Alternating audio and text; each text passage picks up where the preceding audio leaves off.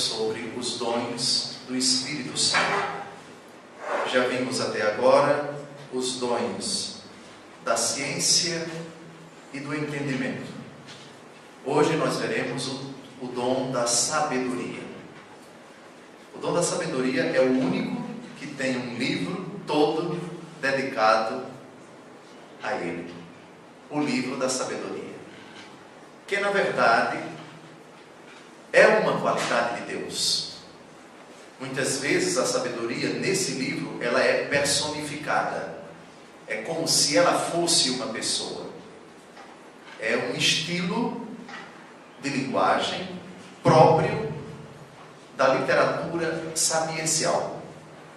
Então, quando essa qualidade de Deus é personificada, na verdade é Deus sábio que está falando.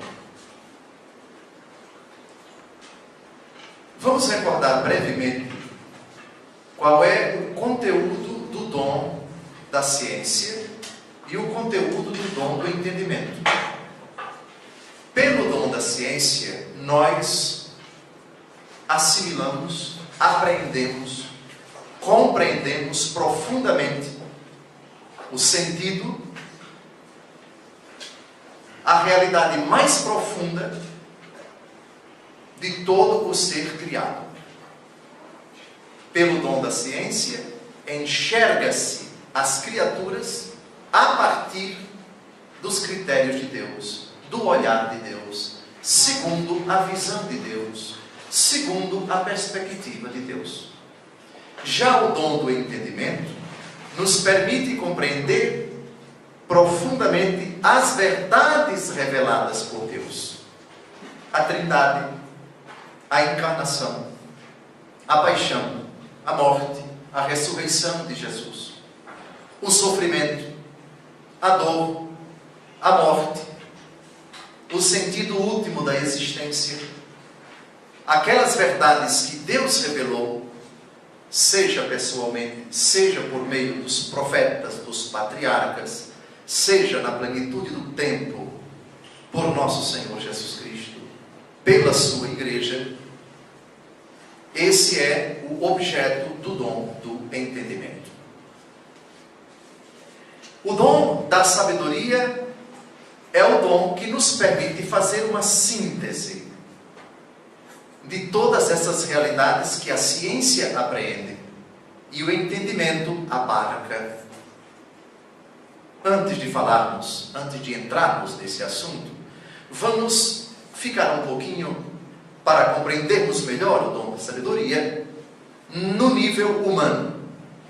Todos nós, ao longo da vida, temos essa possibilidade de conhecer as coisas, de aprender a realidade. Assimilamos, já desde o ventre de nossa mãe, realidades.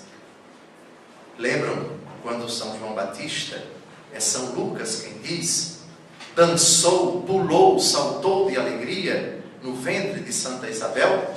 Ali ele já estava apreendendo, ali ele já estava conhecendo. De onde me vem esta honra que a mãe do meu Senhor venha até mim? Logo que eu ouvi a voz de tua saudação, a criança estremeceu de alegria no meu ventre.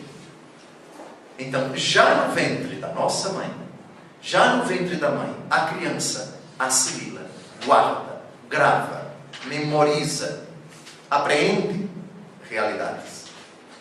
A nossa inteligência, ela tem essa capacidade de harmonizar, de unir, de juntar as coisas. Experiência de chuva, experiência de tempo que está fechando, de nuvens escuras, de vento forte. Nós vamos juntando as coisas a ponto de chegar a uma síntese e fazer uma afirmação e chegar a uma conclusão. Pois bem, a capacidade de síntese, se nós não a tivéssemos, nós, na verdade, não seríamos seres plenamente inteligentes. Aqui estão as premissas. Laranja é doce. Eu gosto de doce. Logo, eu gosto de laranja, porque laranja é doce. Eu gosto de laranja porque laranja é doce é a conclusão. Conclusão em cima de duas premissas. Eu gosto de doce e laranja é doce. A síntese de tudo isso, que me leva a gostar da laranja, é esta. Eu gosto de laranja porque laranja é doce. É a síntese, é o final, é o termo de um raciocínio, de um pensamento. Isso só é possível pela capacidade de síntese. Toda manifestação do pensamento, ela visa exatamente a isto. Qualquer palestra, qualquer pregação séria, concisa, conclusiva, que não tenha uma peroração, que não chegue a uma conclusão, fica uma coisa dispersa. Porque a pessoa falou do Fluminense, depois falou do sangue de Cristo, depois falou da poluição no Polo Norte, depois falou da camada de ozônio, depois falou da guerra na Síria, e no final não chegou a nenhuma síntese. Mas, ordinariamente, a tendência é esta. Quando as pessoas falam, quando elas terminam de falar, ou quando caminham para a conclusão da sua fala, elas precisam sintetizar, para que a outra pessoa, ou as outras pessoas compreendam o que foi que ela quis dizer. Então, normalmente tem uma introdução, tem a manifestação, a explanação do assunto, e depois se chega a uma síntese. Isso no plano natural. No plano sobrenatural, também acontece a mesma coisa. O dom da ciência foca nossas atenções nas realidades criadas. O dom do entendimento foca a nossa inteligência, a nossa razão, o nosso coração nas verdades reveladas por Deus. O dom da sabedoria sintetiza, une, harmoniza tudo isso de sorte que se possibilite um desfrute de tudo isso. Daí vem o caráter sápido ou saboroso de tudo aquilo que nós aprendemos com aqueles outros dons. Não apenas os dois, mas os dons que nós ainda vamos estudar mais para frente.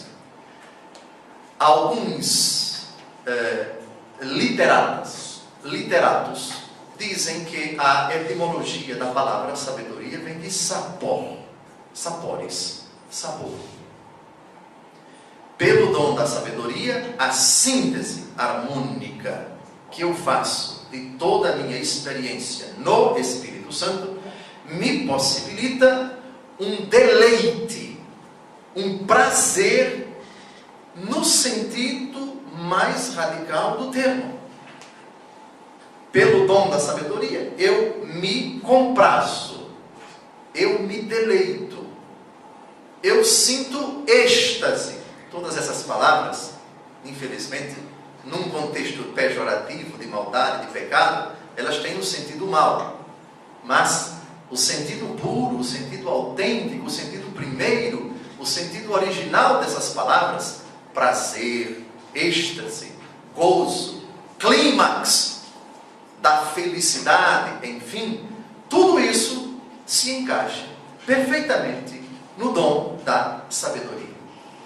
É aquela intimidade prazerosa, delectiva, deleitosa, feliz, que provoca o que São Paulo diz na carta aos Romanos, capítulo 8. O gemido, o Espírito Santo opera em nós, age em nós, com gemidos inefáveis, com gemidos inexprimíveis. Ainda no âmbito puramente humano, vamos dar um outro exemplo para deixar o dom da sabedoria mais claro, mais explicado, mais mastigado. Peguemos a laranja. Nós podemos conhecer muita coisa da laranja pelos tratados de botânica. Seja consultando um botânico, seja consultando livros, a gente vai saber qual é a espécie, qual é o gênero daquele vegetal, né?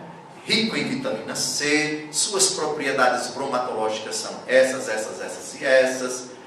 Tomada a laranja tantas vezes por dia ou uma determinada quantidade ajuda o organismo a se fortalecer, vitamina C e assim por diante. Podemos também, além da leitura e além da consulta aos botânicos, aos conhecedores, aos agrônomos, enfim, podemos perguntar às pessoas que chupam laranja, que tomam laranja, que costumeiramente estão sempre ingerindo vitamina C tirada da banana, da laranja. Muito bem. Mas qual é a melhor? Qual é a mais prazerosa? Qual é a mais autêntica? Qual é a mais segura forma de se dizer para todo mundo que a laranja tem tudo aquilo, que a laranja é rica naqueles nutrientes, é importante para o nosso organismo? A melhor forma é a experiência que eu tenho de chupar a laranja. Pois bem, o estudo da laranja, a consulta às pessoas que conhecem a laranja, que investigam esse gênero cítrico, essa planta, a consulta que se faz àqueles que tomam vitamina C da laranja, enfim, tudo isso nos dá conhecimentos esparsos, isolados da laranja. A síntese, que é fruto da decisão de eu mesmo fazer uma experiência da laranja, prévia consulta, prévio conhecimento, obtido em diversos lugares, com diversas pessoas, de diversas formas, a melhor maneira, a melhor experiência, a mais profunda é esta: eu chupei a laranja. O dom da sabedoria é mais ou menos assim. O sábio apreende pela ciência tudo o que está ao seu redor. Os céus narram a glória de Deus. O firmamento anuncia a obra de suas mãos, diz o Salmo 18, que de certa forma sintetiza todo o universo.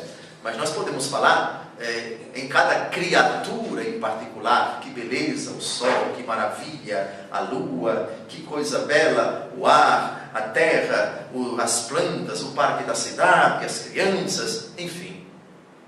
O dom da ciência, o dom do entendimento, o que Deus me revela, o que Deus me diz sobre o sentido, sobre a origem, sobre a causa, sobre o significado de tudo isso, o que Ele me faz, a leitura que Ele faz sobre essas realidades, sobre Ele mesmo, o que Ele nos revela pela Escritura, pela tradição, pela Santa Igreja. Entendimento. E agora, a sabedoria. Agora eu vou me deleitar de tudo isso. Esse deleite se manifesta de muitas formas.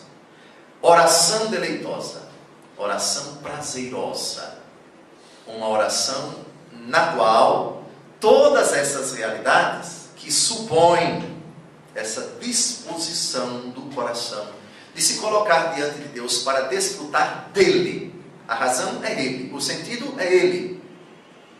Mas quem se coloca diante de Deus se coloca com esse conhecimento prévio da realidade, com todos os seus desafios, as suas vitórias e as suas conquistas, e também das verdades reveladas por Deus.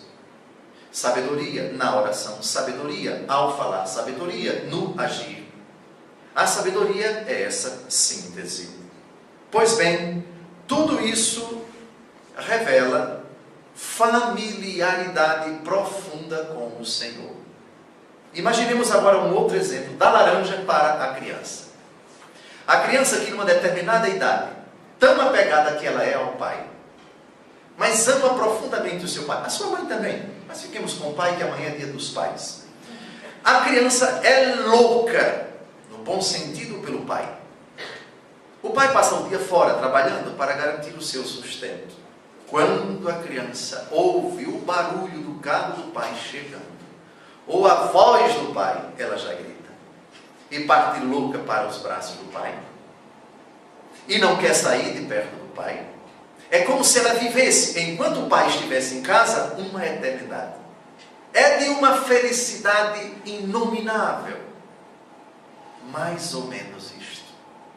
É o dom da sabedoria. Familiaridade com o pai. intimidade com o Pai, alegria, encanto, o deslumbre da alma quando vê, quando ouve, quando sente o cheiro do seu herói, do seu protetor, do seu amigo, do seu confidente. A criança se sente ali, se ela pudesse dizer: eu não quero mais nada nesta vida, eu estou perto do meu pai. Mostra o brinquedo para o pai, abraça o pai, quer estar perto do pai, sempre está incomodando o pai no bom sentido. Pai, veja isto, veja o que eu fiz, veja o que eu escrevi hoje na escola, o que eu disse para a professora, conta a experiência, enfim. Familiaridade, intimidade. E a criança ali está traduzindo toda a expectativa que ela acumulou enquanto o pai não estava ali na sua presença. E disse, e falou, à maneira dela. Jogou tudo, por assim dizer, para o pai. O dom da sabedoria é mais ou menos isto. Pelo dom da sabedoria, nós enxergamos Deus com o olhar de Deus. Desfrutamos todos os acontecimentos da nossa vida com aquela certeza absoluta de que aquilo é dom de Deus, é presente de Deus, é manifestação de Deus. Deus lhe concede essa graça, e não necessariamente graça como algo que lhe dá prazer. Eu enxergo aqui na minha casa, em tudo aquilo que Deus me deu, nesse trabalho que muitas vezes me faz cansar, me faz suar, um presente de Deus. Deus seja louvado. Eu não tenho, Senhor, o direito de reclamar, porque tive um dia tão puxado, porque tive uma semana tão sacrificada, porque estou ficando tão esgotado por tantos trabalhos, por tantos desafios, mas eu olho para o mundo e vejo: louvado sejais, Senhor, porque eu tenho olhos, 2, enquanto tantos não têm. Reparem que coisa bonita. Louvado sejais, Senhor, pelos meus ouvidos que me permitem ouvir, quando tantos não ouvem. Muito obrigado, Senhor, por este carro cujos pneus agora furaram, baixaram, cuja bateria pifou.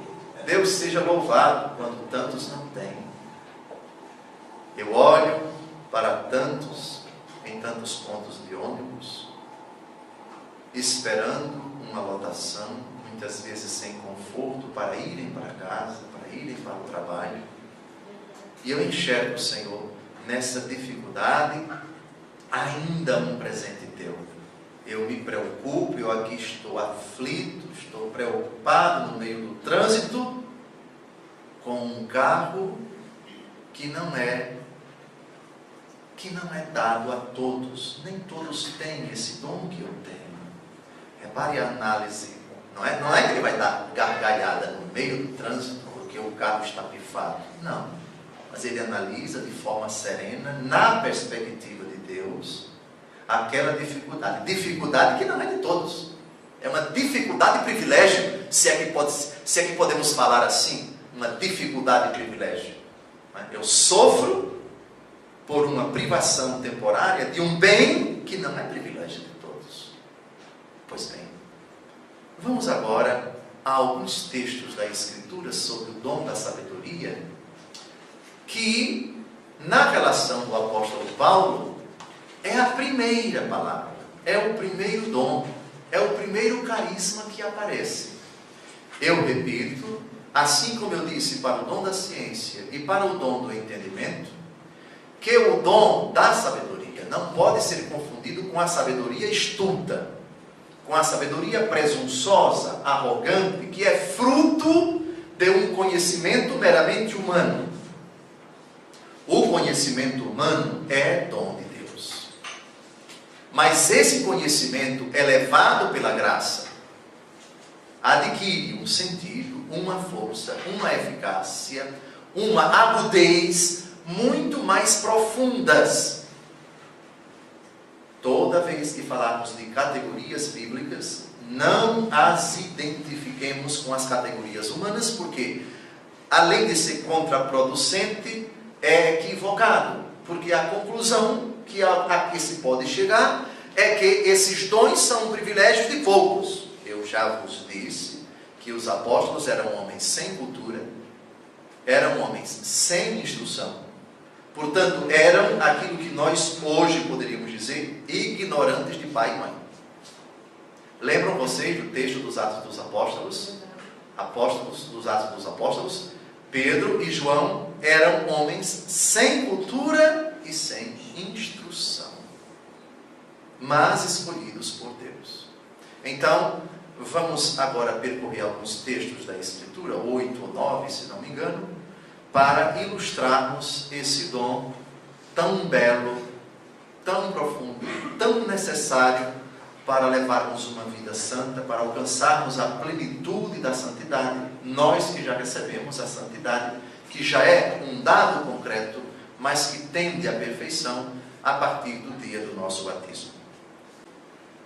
Livro da Sabedoria, capítulo 6, versículos de 12 a 17. Resplandecente é a sabedoria, e sua beleza é inalterável. Os que a amam descobrem-na facilmente. Os que a procuram encontram-na. Ela antecipa-se aos que a desejam. Quem, para possuí-la, levanta-se de madrugada, não terá trabalho, porque a encontrará sentada à sua porta. Fazê-la objeto de seus pensamentos é a prudência perfeita. E quem por ela vigia, em breve não terá mais cuidado. Ela mesma vai à procura dos que são dignos dela.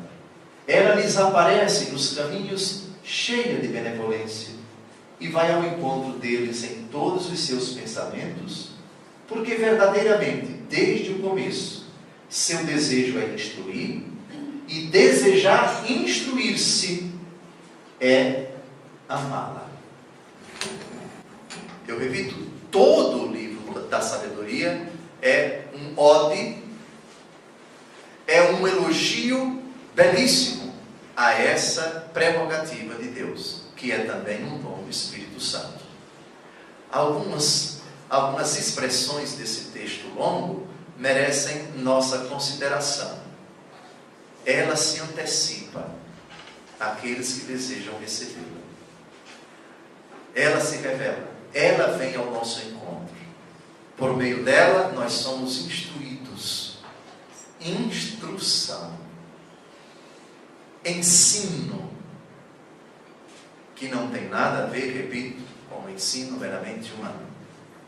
Jesus, que é a nossa sabedoria, preocupava-se durante os 3 anos de sua vida pública em instruir, dava a sabedoria, concedia abundantemente a sabedoria aos seus ouvintes, aos apóstolos, aos discípulos, a todo o povo. Próximo texto. Mateus capítulo 13, versículo 54. Jesus foi para a sua cidade e ensinava na sinagoga, de modo que todos diziam admirados: de onde lhe vem esta sabedoria e esta força miraculosa? Jesus é o sábio por excelência. Nada daquilo que ele possuía ele deixou de nos revelar e de nos conceder. Toda a autoridade lhe foi dada no céu e na terra. É uma prova de que todo o poder de Cristo foi conferido à igreja. Outra, já não vos chamo servos, porque o servo não sabe o que faz o seu Senhor. Chamei-vos amigos, porque dei-vos a conhecer tudo. Lembram dessa frase? Jesus, portanto, não esconde nada. Todos os seus dons, ele nulos revela e nulos concede. Tudo, portanto, que Jesus teve, Jesus nos deu. Isso é prova, isso atesta o seu desejo de ser todo para nós. Deu-nos não apenas a vida, mas gravem a última frase de Jesus na cruz, qual foi? Em tuas mãos entrego o meu Espírito. Entrega significa toma, é teu. Doação plena da vida e do dom da vida, que é o seu Espírito. Espírito dos dons, evidentemente. Jesus, o sábio. Jesus, o detentor de toda a sabedoria. Próximo texto. Evangelho segundo Lucas, capítulo 21, de 12 a 15. Antes de tudo isso, vos lançarão as mãos e vos perseguirão, entregando-vos às sinagogas e aos cárceres, levando-vos à presença dos reis e dos governadores por causa de mim. Isto vos acontecerá para que vos sirva de testemunho. Gravai bem o vosso espírito de não preparar vossa defesa, porque eu vos darei uma palavra cheia de sabedoria, a qual não poderão resistir, nem contradizer os vossos adversários. Aqui Jesus nos conforta, nos aconselha, nos ensina, trata de uma situação difícil, situação de conflito, situação de disputa, de litígio contra as pessoas que vão se insurgir contra nós.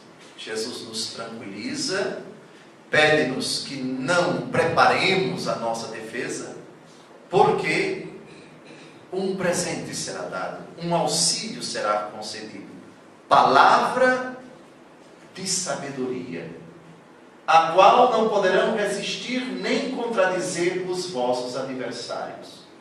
Mas não, José. Jesus disse palavras de sabedoria a Pôncio Pilatos, a Herodes. E eles resistiram.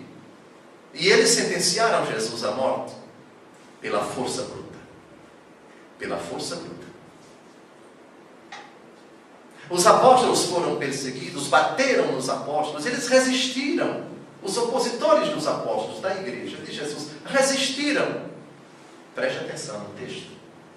A qual não poderão resistir, nem contradizer vossos adversários. Existe uma resistência que é legítima ao nosso pensamento. Quando as pessoas objetam, quando as pessoas apresentam razões contrárias. Quando os nossos argumentos não são firmes, quando as nossas premissas não são seguras, quem discute conosco geralmente acaba vencendo. Mas, quando nossos argumentos são ponderados, são justos, são inspirados, são indestrutíveis, são inexoráveis, ninguém consegue contradizer-nos, ninguém consegue derrubar a nossa linha de pensamento. Vocês já repararam? Quando as pessoas perdem a razão, ou quando não há nenhuma justificativa, nenhuma razão de ser, para a sua maneira de pensar, de falar e de agir, a reação delas, geralmente, é partir para a baixaria, as palavras de baixo calão, as intimidações, as ameaças, as agressões físicas. O que é uma agressão física? Vamos analisar aqui a briga entre o marido mau e a esposa santa. A esposa descobriu uma certa atitude dele e foi conversar com ele.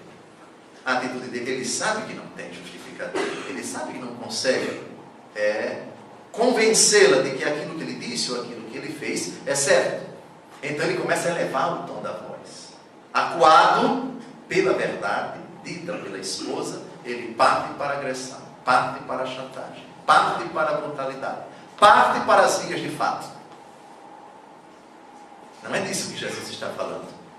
Jesus está falando da resistência e da contradição que não existe da parte dos adversários, porque não há como derrubar um argumento justo, um argumento verdadeiro. Quando você está na verdade, na justiça, quando você de fato não tem nada a ser repreendido pelos outros, você está coberto de razão, de autoridade, você está no seu lugar. O adversário não consegue tocar em você, não consegue censurar o seu raciocínio, a sua palavra, a sua ponderação, a sua consideração. Isso é mediante a palavra da sabedoria que é dada ao cristão naquele momento. Vejam, resistência bruta, física, moral também, agressões, palavrões, xingamentos, não é disso que Jesus está falando. Mas uma resistência nesse nível de sociabilidade, de respeito, de educação, enfim, que deve existir entre pessoas, digamos assim, civilizadas. Próximo texto. 1 Coríntios, capítulo 1, de 22 a 24. Os judeus pedem milagres, os gregos reclamam a sabedoria, mas nós pregamos Cristo crucificado.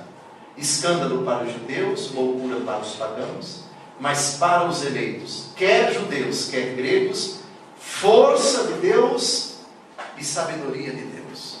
No texto anterior, Jesus prometeu uma força do alto, uma sabedoria, capazes de triunfarem por si. A verdade tem uma força, não é a do grito, não é a da impostação da voz, não é a do estardalhaço. A verdade tem uma força própria, a da própria verdade. A verdade, para se impor, não precisa de grito. Ela se impõe com aquela docilidade, aquela serenidade que é própria da verdade. A verdade é a verdade. Doce, serena, simples, mas ao mesmo tempo poderosa.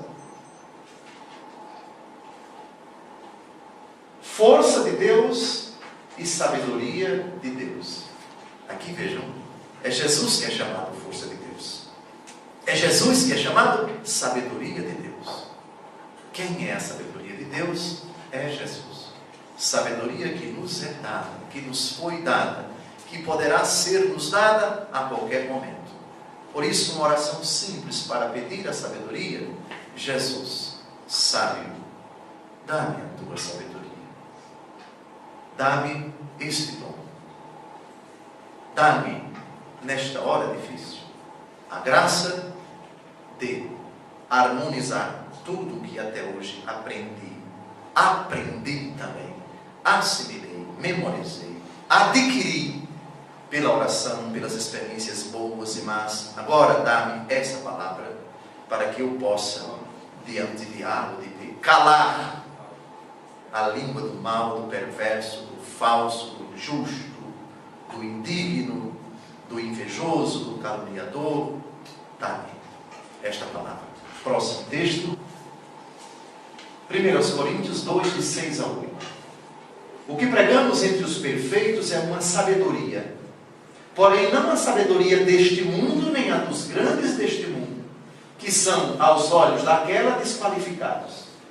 Pregamos a sabedoria de Deus, misteriosa e secreta, que Deus predeterminou antes de existir o tempo para a nossa glória.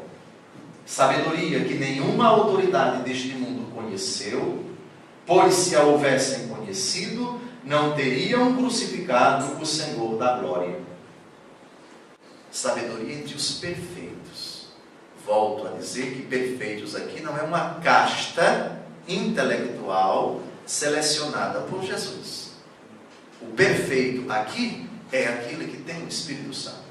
Só que essa perfeição, porque enquanto peregrinamos nesta vida, sujeitos ao pecado, às tendências desregradas, às inclinações, às tentações, é uma perfeição que tende sempre mais ao aperfeiçoamento. Filipenses capítulo 1, versículo 6 diz: aquele que iniciou em vós esta obra excelente, vai levá-la à perfeição. Os perfeitos, então, são todos os batizados. E essa sabedoria, que não é a deste mundo, é sabedoria do alto. Portanto, indefinível, indecifrável, misteriosa, que reflete na nossa vida a mesma sabedoria do sábio Jesus. Diante da tentação, se eu ajo como Jesus agiu, eu revelo Há sabedoria ao enfrentar a tentação. Se eu, no relacionamento difícil, conflituoso, conflitivo, com A ou com B, eu atuo, eu ajo de forma semelhante a Jesus diante dos escribas, dos fariseus, dos doutores da lei, de Anás, de Caifás, eu revelo a sabedoria de Jesus na minha conduta, naquele momento, naquela dificuldade. Eu, para isso, sugeriria a vocês o seguinte: quando a dificuldade bater a porta de vocês, façam essa primeira pergunta: Jesus no meu lugar faria o quê?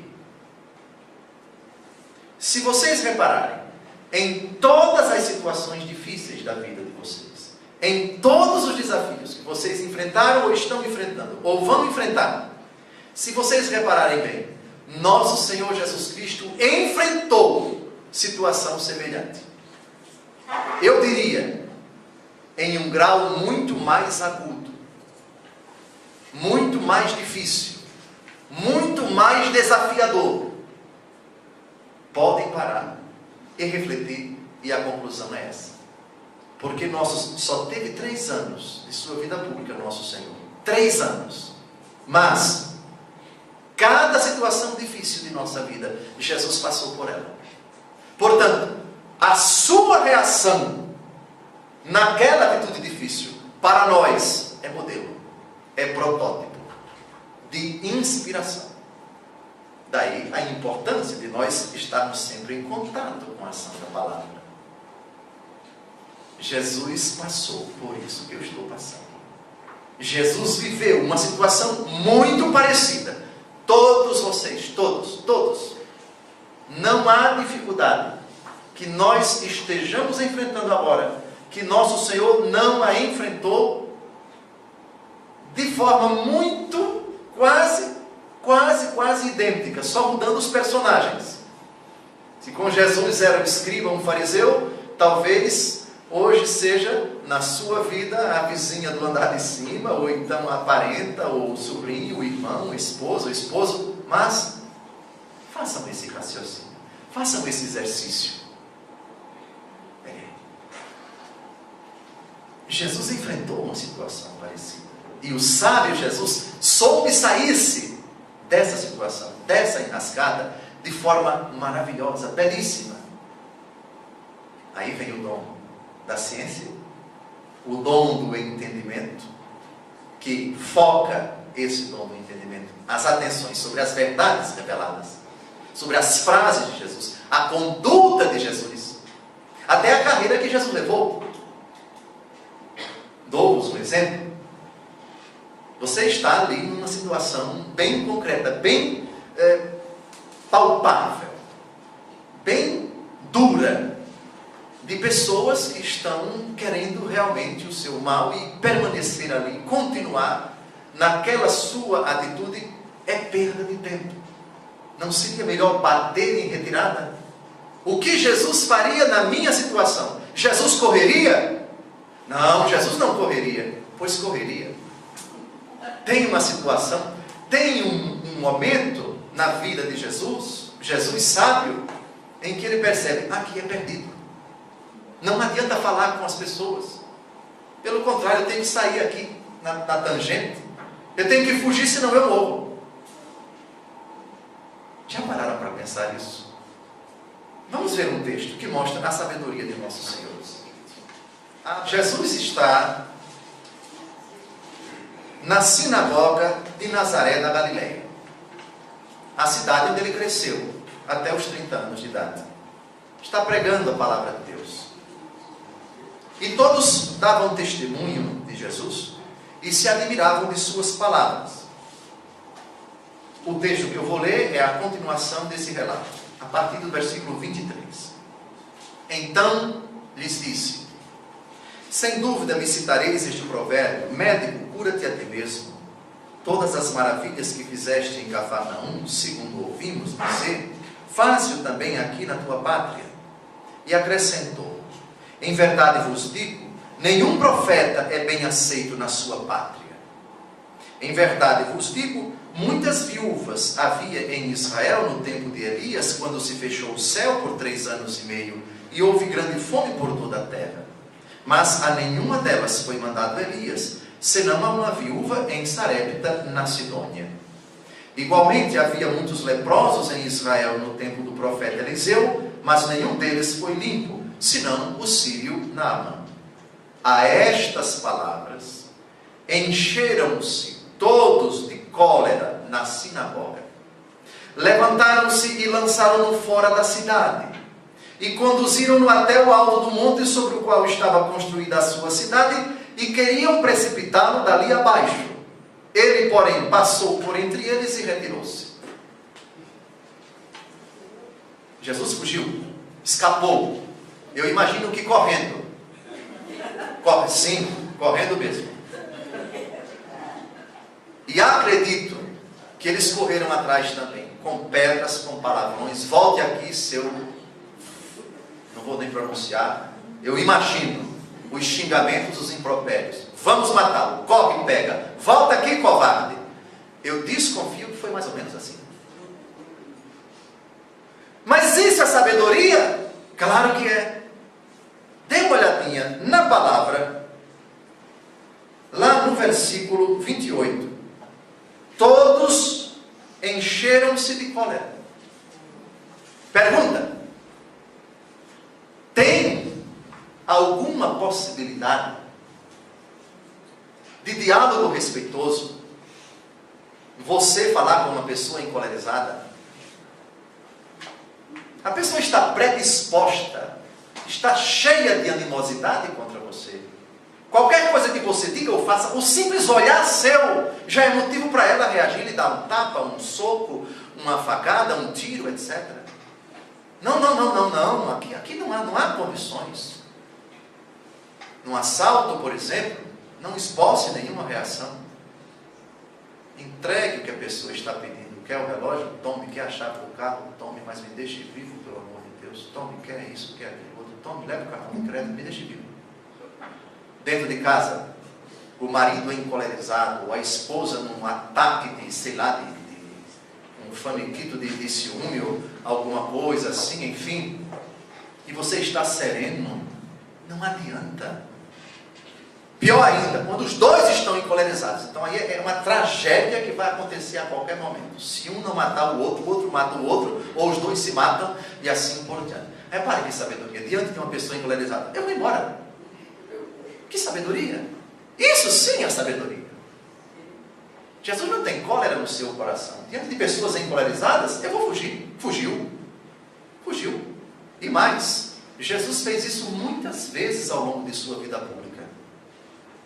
Disse que ele não entrava nas cidades, ele vivia nos campos, porque as cidades já tinham os seus inimigos, os seus desafetos, que já queriam pegá-lo a qualquer custo, de qualquer maneira. Jesus prudentemente não se expõe, porque é perda de tempo. Jesus falou. Quando foi preso, a tendência foi falar sempre menos. Aí quando levou um tapa de um soldado, isso foi a gota d'água. Ele chegou à conclusão: não adianta. Qualquer esboço de reação, de tentativa de apresentar a minha defesa, é inócua. Porque isso não é julgamento, isso é uma pantomima, isso é uma palhaçada. E silenciou. E não falou mais nada. Foi a melhor coisa. Porque a multidão, instigada pelos seus adversários que estavam ali, rangendo de ódio, querendo vê-lo morto a qualquer momento, a armação já estava toda pronta. Então, também nesses momentos difíceis, a sabedoria do alto, concedida por Jesus, nos levará, em certas ocasiões, a dizer: é hora de bater em retirada. É hora de deixar esse emprego. Porque será que vale a pena esse salário que eu recebo, esse dinheiro que eu recebo, às custas de quê? Do sono que eu não tenho mais, do apetite que eu estou perdendo, da saúde que está indo pelo ralo. Não, nosso Senhor vai me dar coisa melhor. Bater em retirada, pedir as contas. sair daquele ambiente péssimo, ou daquele condomínio, ou daquele bairro, ou daquela rua, ou do contato com aquela pessoa, e assim por diante. Sabedoria, portanto, não significa necessariamente enfrentamento de uma situação, porque a melhor forma, em certas ocasiões, de enfrentar o problema é virar as costas para ele. É dizer, agora não tem condições, de forma alguma, não vou agir. Isso não é sinônimo absolutamente de covardia. É uma saída estratégica, como o nosso Senhor Jesus Cristo. Ah, mais algum texto, minha filha? A cada um é dada a manifestação do Espírito para proveito comum. 1 Coríntios 12, de 7 a 11. Repare que a sabedoria vai vir em primeiro lugar. A um é dada pelo Espírito uma palavra de sabedoria.